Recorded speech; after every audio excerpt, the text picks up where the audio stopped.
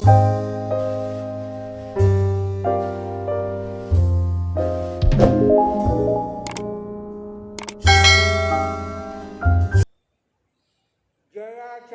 अपने जीवन के अंदर इतिहास के सुनहले पृष्ठ है ये अंकित करते जा रहे थे।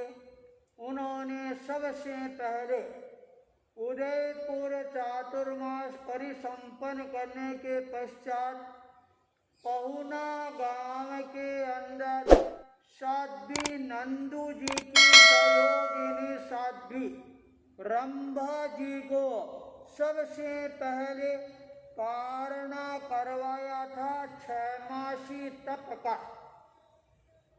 पहुना से विहार करने के बाद जयाचार्य का जो लक्ष्य है वह लक्ष्य था महासती दीपा जी के चातुर्मास स्थल पुर के अंदर पहुंचना और जहां पर दीपा जी ने एक साथ के अंदर 16 में से 10 साध्वियों को तपस्या के क्षेत्र में आगे बढ़ाना प्रारंभ किया था।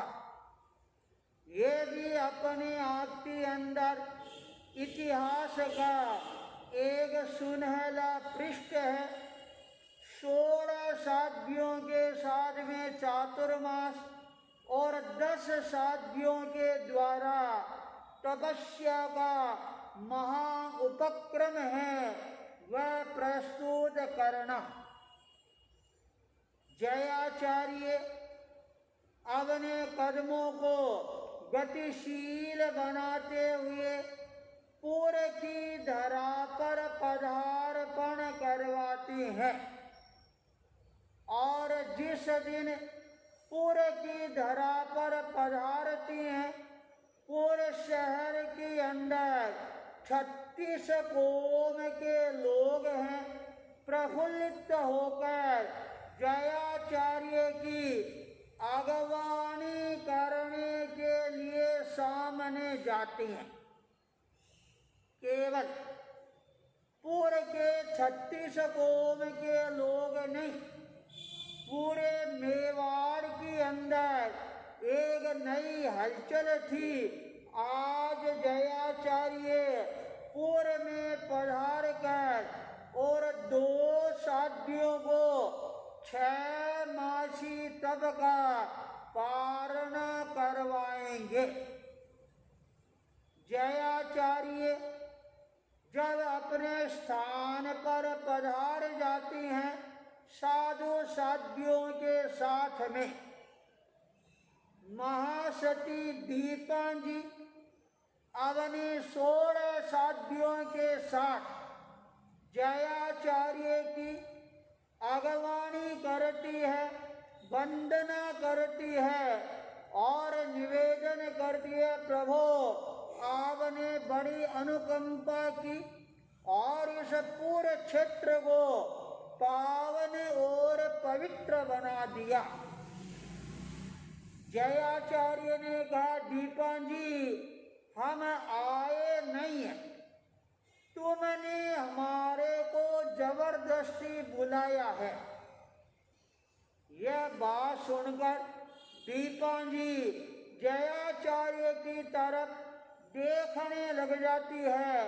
तब जयाचार्य ने कहा, हाँ दीपा जी, तुम्हारा अटल आत्मविश्वास और इन 2 साध्वियों की 6 महीने की तपस्या है वह मेरे को पूर्व में लेकर आई है और तुमने तो पूर्व में गजब रंग लगा दिया और 10 साथियों को तपस्या के क्षेत्र में आगे बढ़ा दिया।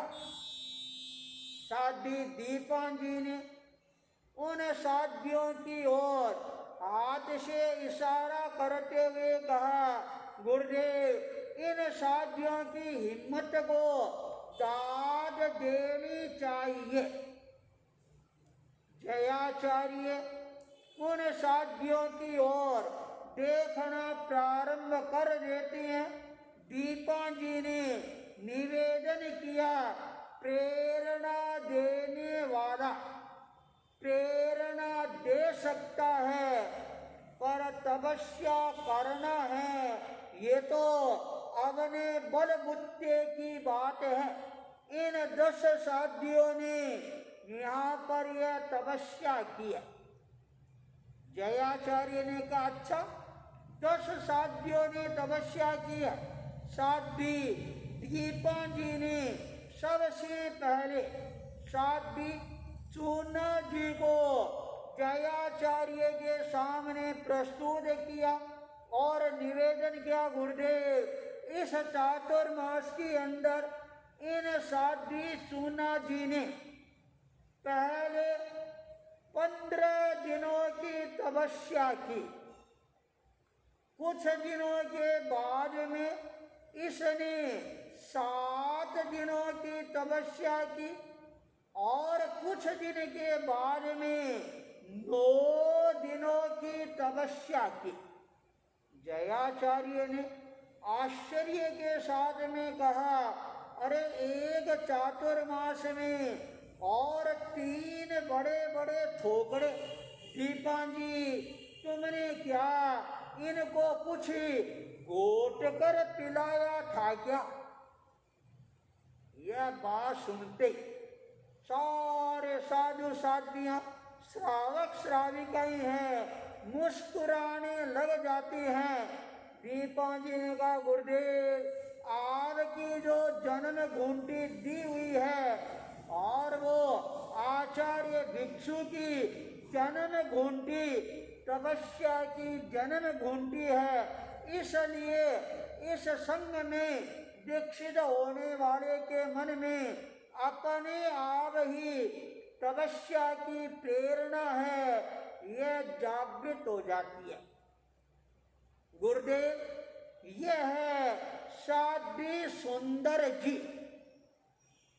यह नाम सुनते साध्वी सुंदर जी है, वो आगे आती है, जयाचार्य को वंदना करती है। दीपा जी ने निवेदन किया, गुरुदेव इन्होंने लगातार 2 महीने की तपस्या की, 60 दिनों की तपस्या की। जयाचार्य ने कहा, अच्छा तुमने इसको 2 मासी तप करवा दिया। दीपा जी ने तीसरी साध्वी रामू जी को प्रस्तुत करते हुए कहा, गुरुदेव इसने 16 दिनों की तपस्या की है। साध्वी जेता जी को आगे लाते हुए कहा, गुरुदेव इसने 32 दिनों की तपस्या की है। जयाचार्य ने कहा, अच्छा मास खमन करवा दिया तुमने जेता जी को। यह बात सुनते साध्वी जेता जी है इतनी भाव विभोर बन जाती है, गुरुदेव के मुखारविंद से मेरे लिए ऐसे शब्द निकले हैं और वो प्रणत मुद्रा में जयाचार्य के चरणों के अंदर झुक जाती है। साध्वी दीपा जी ने अगली साध्वी को प्रस्तुत किया, मलुकान जी, और कहा, गुरुदेव इस साध्वी ने सबसे पहले मास खमन की तपस्या है, यह सानंद संपन्न की 1 महीने की तपस्या करने के बाद में इसने 21 दिनों की तपस्या और की। जयाचार्य ने कहा, दीपा जी तुमने तो गजब कर दिया, 30 दिन करवा दिया और ऊपर 21 दिन और करवा दिए। दीपा ने कहा, गुरुदेव इन साध्वियों का मन है वो अपने आप ही तपस्या करने के लिए तैयार होता गया। गुरुदेव यह है साध्वी झूमा जी। साध्वी झूमा जी ने जयाचार्य के दर्शन किए और कहा गुरुदेव जैसा इसका नाम झूमा है, तपस्या के नाम से ये अपने आप झूमने लग जाती है और इसके पैरों के अंदर घुघरे बंध जाती हैं। और जब मैंने इसको कहा बोल झूमा तू इस बार क्या करेगी, इसने कहा साध्वी प्रवर मेरे को क्या पूछना है, जो आप मेरे को कराओगे और मैं कर दूंगी। और गुरुदेव इसने 125 दिनों की तपस्या की है, अर्थात पूरा चातुर्मास है इसने तपस्या के अंदर निकाला है। जयाचार्य ने कहा अरे दीपान जी तुमने झूमा को चौमासी तप करवा दिया। दीपान जी का गुरुदेव मैं क्या करवाने वाली हूँ, ये झूमा का मन हो गया और इसने 125 दिनों की तपस्या कर लिया। गुरुदेव यह है साध्वी जेता जी, और जिन्होंने इस चातुर्मास के अंदर 152 दिनों की तपस्या की है। जयाचार्य ने कहा अच्छा 152 दिन, तो गुरुदेव मैंने तो इसको 152 ही कहा था, पर इसने आगे बढ़कर और 162 दिनों की तपस्या करके और अपने आप को तप सूरा अणगारा इस युक्ति को चरितार्थ करके दिखला दिया। जयाचार्य ने कहा दीपान जी 162 दिनों की तपस्या, वाह वाह तुमने तो गजब कर दिया, इतनी लंबी तपस्या और इसको तुमने करवा दी।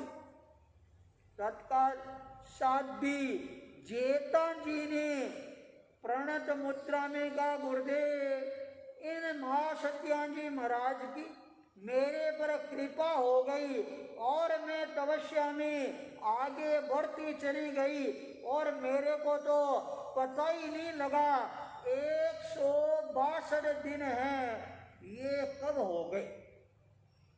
जयाचार्य ने कहा दीपान जी तुमने इसको 5 मासी तप करवा दिया। दीपान जी के चेहरे पर मुस्कान तैरने लग जाती है। जयाचार्य के सामने साध्वी जोता जी को प्रस्तुत किया गया। जयाचार्य ने साध्वी जोता जी की तरफ देखा और कहा दीपान जी इस जोता को तुमने क्या करवाया था। तो गुरुदेव इस जोता ने 8 का ठाट लगाया था। जब मैंने इसको कहा तुम क्या करोगी, तब इसने कहा मैं 152 दिनों की तपस्या करूंगी।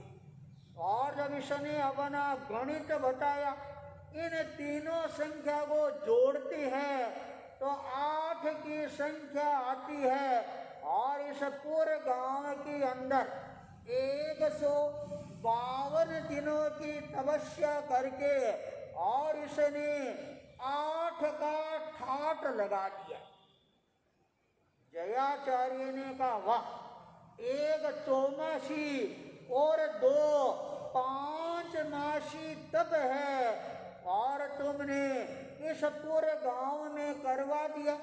साध्वी दीपा जी ने अब साध्वी ज्ञाना जी को आगे प्रस्तुत किया और कहा गुरुदेव इस ज्ञाना ने आपको उदयपुर से पुर है यह खींच कर बुलाया और इसके आज 177 दिनों की तपस्या है। गुरुदेव ने 6 मासी तप है वह सानंद संपन्न किया है।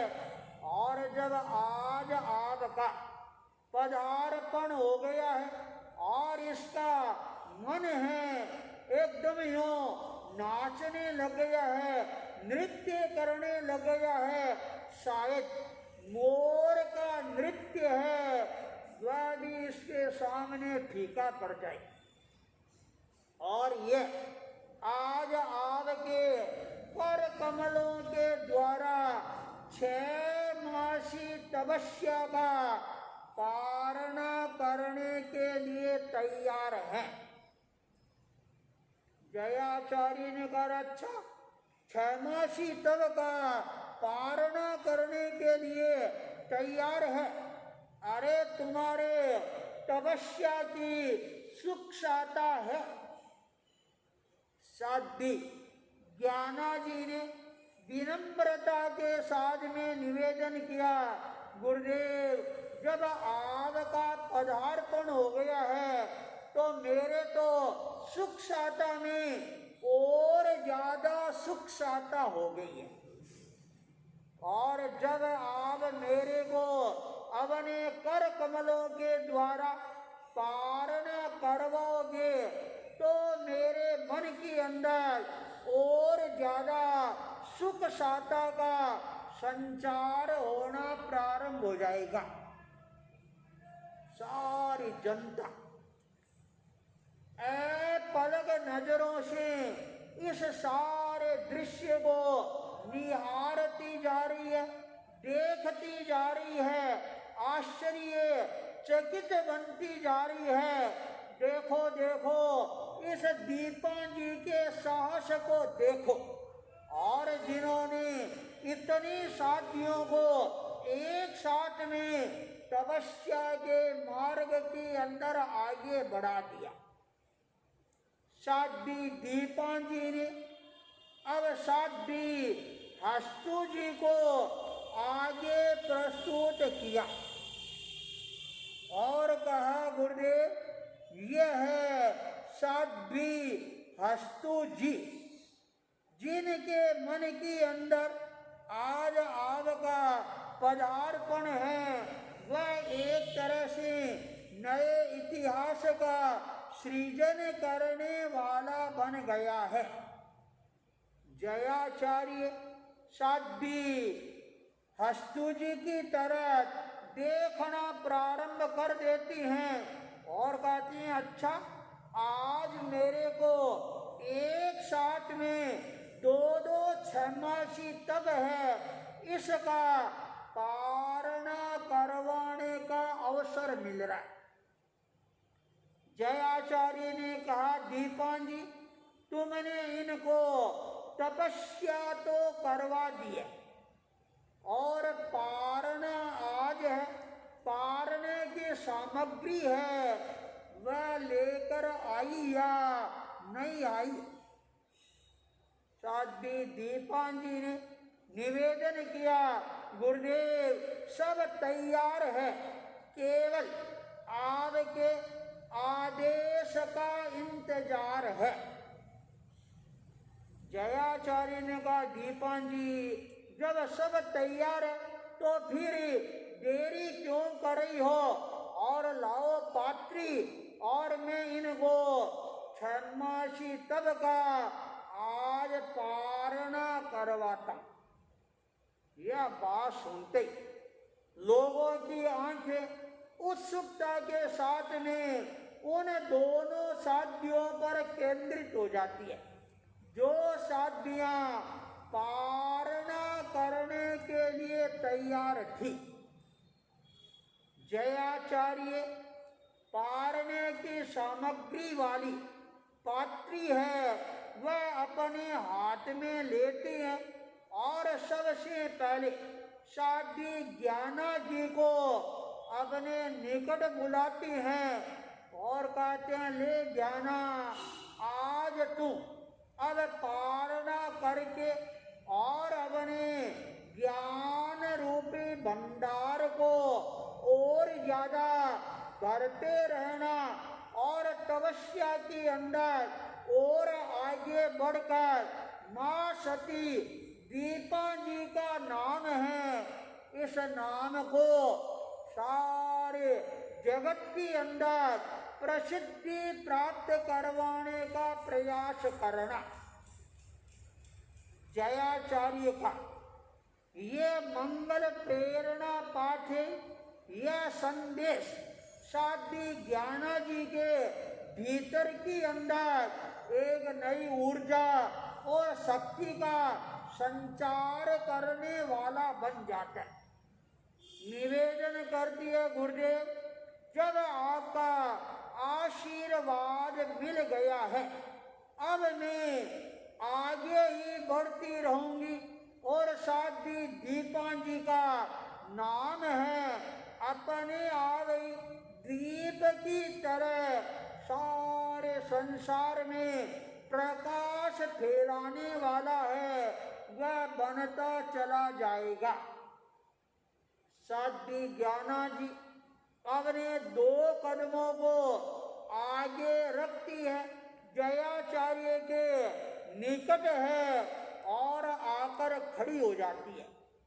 आसपास में और साध्वियां खड़ी रहने के कारण जनता को वह दृश्य अच्छी तरह से दिख नहीं रहा था। जयाचार्य जनता की उत्सुकता को देखकर अन्य सारे साध्वियों को नीचे बैठने का निर्देश प्रदान किया। जब साध्वी ज्ञाना जी अकेली खड़ी रहती है तब सारे लोग हैं आराम से उस दृश्य को अपनी आंखों के अंदर कैद करते जा रहे हैं। जयाचार्य ने पात्र के अंदर से पारने की सामग्री काली मिर्च और मिश्री अपने हाथ में लेती हैं और साध्वी ज्ञाना जी की तरफ जयाचार्य ने अपना हाथ है वह आगे बढ़ाया।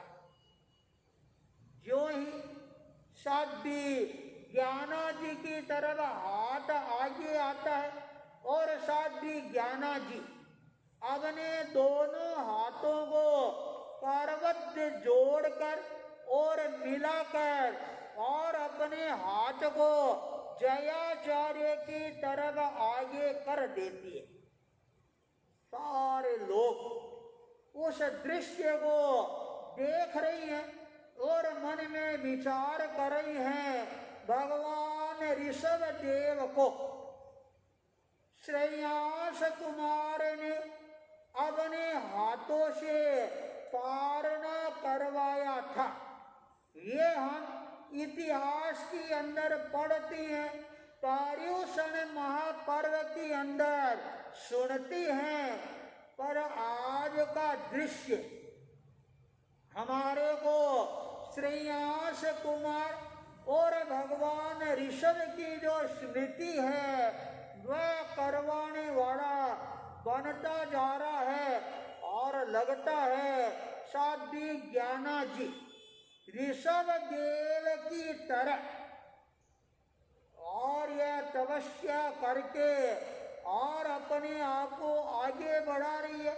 जयाचार्य श्रेयांस कुमार की तरह अपने हाथों से साध्वी ज्ञाना जी को पारने की सामग्री प्रदान करवा कर और साध्वी ज्ञाना जी को आज पारणा करवा रही हैं। जयाचार्य अपने हाथों में सामग्री लेकर और आगम पद्यों का उच्चारण करना प्रारंभ करती हैं और आगम पद्यों के उच्चारण के साथ में वो अपनी इष्ट का स्मरण करके साध्वी ज्ञाना जी के हाथों में वह पारने की सामग्री है वो प्रदान करवाते हैं। जो ही ज्ञाना जी के हाथों में और वो पारने की सामग्री आती है और साध्वी ज्ञाना जी अपने दोनों हाथों को बंद कर और उस पारने को हाथों को माथे पर लगाती है और कार्य गुरुदेव आपकी आज्ञा से मैं पारणा कर रही हूं। साध्वी ज्ञाना जी ने उस कवल को अपने मुंह के अंदर रखा। जो ही वो पारने की सामग्री मुंह में जाती है और सारी जनता जय जयकार के नाद से वातावरण को गुंजायमान करना प्रारंभ कर देती है। साध्वी ज्ञाना जी पारणा करके और जयाचार्य को 3 प्रदक्षिणा देकर और वंदना कर रही है। जयाचार्य ने आज इस पूरे गांव के अंदर दूसरी 6 मासी तब है उसका पारणा करवा कर और इतिहास का एक नया सुनहला पृष्ठ है वह अंकित करवाने के अंदर कोई प्रकार की कमी नहीं रखती हैं और सारे लोग हैं उसके साक्षी बन जाती हैं। जयाचार्य ने कहा दीपा जी एक पारणा हो गया, अब दूसरी साथी हस्तु जी को भी तो पारणा करवाना है। साध्वी दीपा जी साध्वी हस्तु जी की तरफ देखने लग जाती है और साध्वी हस्तु जी अपने स्थान पर खड़ी होकर जयाचार्य को वंदना कर रही है और वंदना करने के साथ में उसके मन में क्या पता कौन सी नई विचारधारा है वह उमड़ कर आनी प्रारंभ होती है और वह विचारधारा इस पूरे शहर के अंदर और कोई नया कीर्तिमान के साथ के अंदर इतिहास का कौन सा नया पृष्ठ है और सुनहले पृष्ठ को साध्वी हस्तु जी है वह यहाँ पर अंकित करेगी। सारे लोगों का ध्यान है साध्वी हस्तु जी पर है, जयाचार्य पर है, दीपा जी पर है और साध्वी हस्तु जी अपने मन के भावों की प्रस्तुति है वह देने के लिए तैयार होती है और वह क्या प्रस्तुति देगी और उस प्रस्तुति का जयाचार्य पर क्या असर पड़ेगा। इसी मंगल भावना के साथ ओम अरहम।